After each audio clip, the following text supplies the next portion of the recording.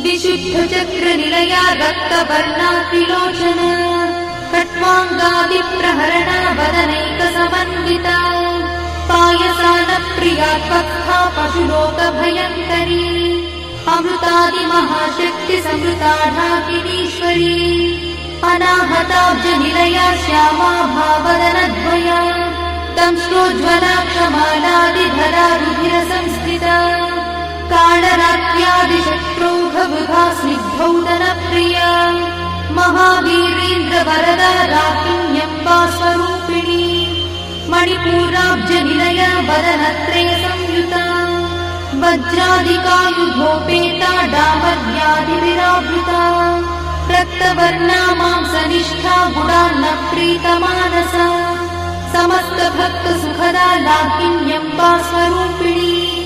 स्वाधिष्ठानाम्बुजगता चतुर्वक्त्र